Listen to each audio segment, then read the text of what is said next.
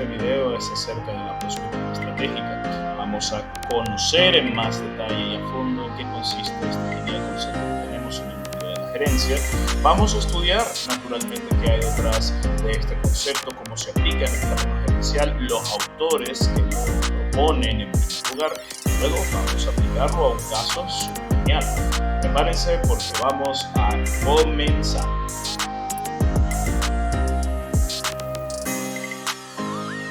La perspectiva estratégica, como tantas cosas que tenemos en el mundo de la administración y la gerencia, se la debemos a Henry Fayol, quien en 1916 estableció que la perspectiva es aquel proceso que permite anticipar el futuro y preparar provisiones para él.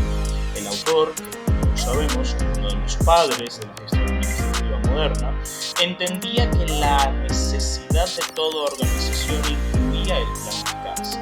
Era fundamental y esencial que se estimara el futuro para poder determinar cómo eso podría afectar cualquier proceso. En términos más amplios, la perspectiva estratégica va más allá de una predicción.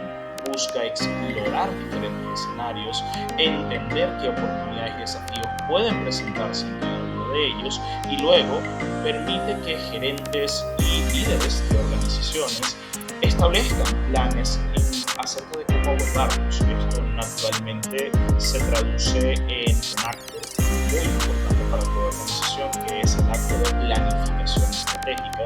Es montar ese documento, esa acción que permite guiar a la empresa durante un periodo determinado y hacerlo con base en esta estrategia que uno fija precisamente de acuerdo a las necesidades, oportunidades y por supuesto amenazas y obstáculos que se prevé que la organización puede enfrentar. Tiene esencialmente tres componentes dentro de su lógica y de su proceso. Uno es la estimación de escenarios, es decir, con la perspectiva estratégica vamos a encontrarnos en la situación de analizar tendencias, identificar posibles escenarios y pues en ello se evalúa el impacto que los mismos pueden tener en la organización. La estimación y los escenarios esencialmente sirven en el ejercicio de la perspectiva estratégica para poder determinar a qué nos vamos a enfrentar en el futuro y de manera plausible en qué situación nos vamos a encontrar en esos escenarios que estamos visualizando.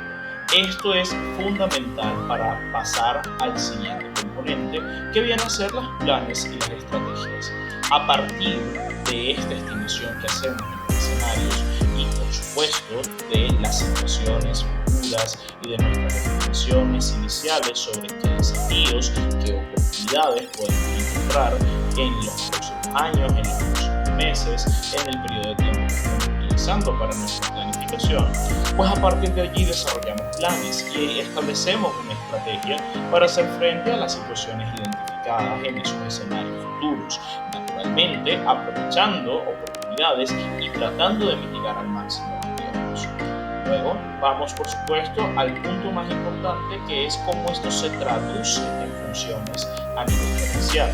Porque una vez que se fijan los planes, se traza la estrategia y se resuelve cómo se va a aprovechar cada oportunidad, cómo se va a mitigar cada amenaza y cómo vamos a fortalecer a la organización en el transcurso de tiempo que tenemos pautado en este escenario que estamos estimando, pues naturalmente toca traducir eso en acciones políticas y por supuesto en estas acciones y políticas las áreas de la organización son las que están llamadas a participar. Las funciones de cada una de estas áreas, como la administrativa, la de operaciones, legalidad, comunicaciones, control, monitoreo, se convierten efectivamente en los mecanismos a través de los cuales se implementa vamos a decir que el producto resultante de este proceso de perspectiva estratégica. Paso, la perspectiva estratégica en la toma de decisiones en la organización y directamente su rol dentro del liderazgo, dentro de contextos y organizaciones, es algo en lo que hay bastantes antecedentes. De hecho, es algo que está muy documentado y ya, por ejemplo, tenemos por un lado a el general Sun Tzu en El arte de la guerra, señalando que, por ejemplo, la máxima habilidad en una guerra no es luchar y ganar 100 batallas, sino someter al enemigo sin luchar. Y esto supone ya que solo es posible ganar una guerra a través de la planificación, porque solo una planificación meticulosa te permitiría llegar al punto en el que tengas la capacidad instalada y las condiciones para superar a tu adversario sin tener que entrar en combate. Pero también vemos, por ejemplo, cómo Maquiavelo en El Príncipe ya señala que el éxito de cualquier empresa no es producto de la mera suerte, sino de una combinación de virtud con fortuna. Recordemos que para Maquiavelo la virtud estaba entendida como destreza y la fortuna como una suerte como suerte, de hecho. Y lo que ocurre es que ese conjunto de, vamos a decir, componentes, la intersección entre eso que Maquiavelo llamaba virtud, que en la práctica es destreza, preparación y fortuna, que precisamente son las circunstancias, pues es nada más y nada menos que la base del concepto de prospectiva estratégica, ¿no? Porque lo que nos acabamos encontrando precisamente es que ante lo incierto que es la fortuna, tenemos precisamente que tener preparación, que es la virtud. Y cuando una buena preparación coincide con una buena fortuna, digamos, cuando tienes una buena planificación o un buen plan o una buena estrategia y de hecho coincides con la circunstancia, el contexto, el escenario que tú te has planteado en tu proceso de prospectiva estratégica y de paso resulta que aciertas, que tienes la razón en las oportunidades que se te presentan, pues ahí reside el éxito, es allí donde consigues el éxito. Por todo esto no es de extrañar que una figura tan fundamental para la teoría gerencial como lo es Peter Drucker ya nos hable de que la planificación es un proceso fundamental, central, pero sobre todo continuo. Es decir, esto es un proceso que no se detiene, es un proceso basado en el conocimiento del futuro que le permite tomar a la empresa decisiones de manera precisa, acertada y, vamos a decir, estratégica en el presente. Esta evaluación de escenarios, según Drucker, es precisamente la manera central a través de la cual la organización planifica su existencia y asegura su funcionamiento con el paso de los años.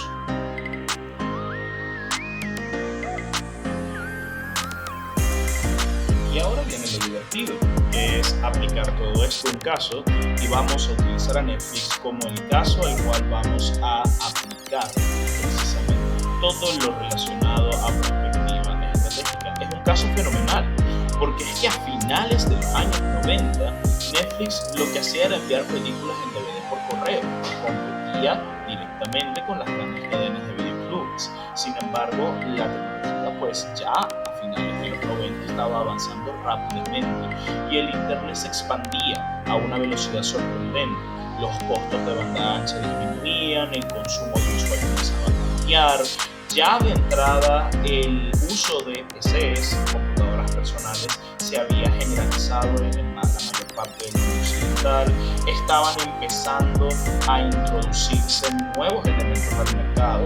Recordemos que ya en la primera década de los 2000 aparecen los primeros teléfonos inteligentes y esto supone que había insumos esencialmente en esta década ya, en la primera década de los 2000, para comenzar a establecer algún tipo de contextualización a futuro. Y eso es lo que hace Netflix. Recordemos que según Fayol, la función administrativa, ante todo, es prever. No es acerca de adivinar el futuro, sino de analizar tendencias, anticipar escenarios y prepararse. Netflix aplicó ese principio de perspectiva estratégica preguntándose ¿qué ocurriría si el consumo de entretenimiento se digitaliza?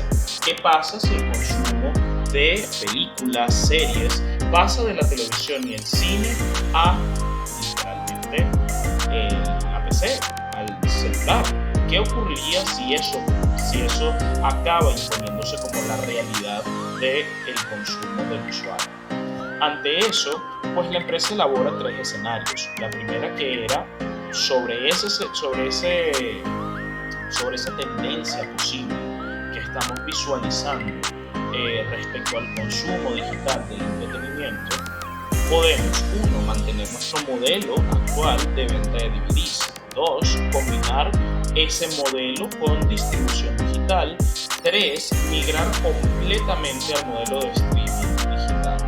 obviamente, ya para cuando esto está ocurriendo, que es finales de la década, de la primera década de los años 2000, Netflix tiene la capacidad y los insumos para realizar variables como la velocidad de internet, costos de almacenamiento en la nube que ya existía y estaba ya prometiendo cambiar la manera en la cual las empresas almacenaban su información y por supuesto los hábitos de consumo.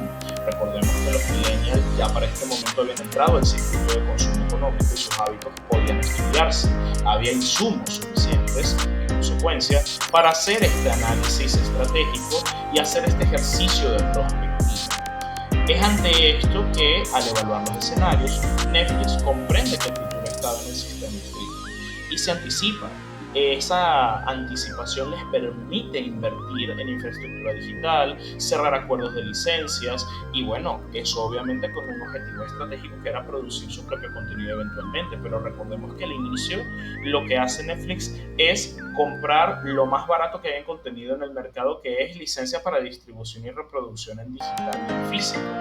Y esta capacidad para apoderarse a muy bajo costo de estos productos y contenidos que ya eran éxitos comprobados, porque ya habían aparecido en el cine, en televisión, y se sabía que en consecuencia funcionaban con las audiencias, pues esto es a lo que Netflix le está sacando provecho con esta decisión que toma con base en esta estrategia. Siguiendo, pues evidentemente, lo que sabemos de Fayol y de esta estratégica, Netflix organiza, dirige y controla todos sus recursos para ejecutar esa visión, el lanzamiento de una plataforma de streaming que comienza en el 2007 y sufre numerosas modificaciones, numerosos cambios, mejoras continuas y a partir de allí consiguen entrar a la segunda década del siglo XXI como la primera empresa de streaming de no solo Estados Unidos sino del mundo, con una capacidad de almacenamiento de contenidos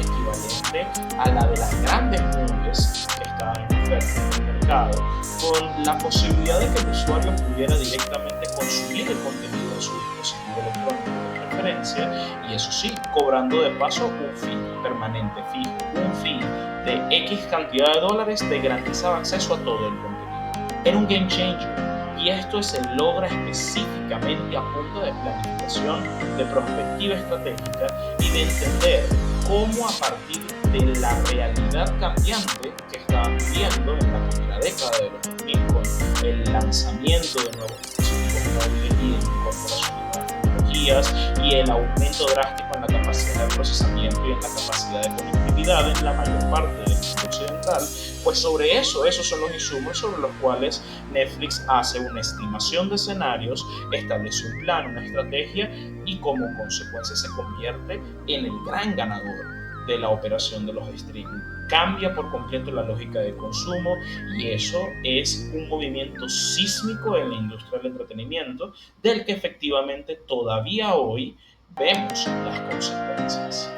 Esto ha sido todo sobre perspectiva estratégica. Gracias por ver este video. Les habló Mariano Martínez Rivera.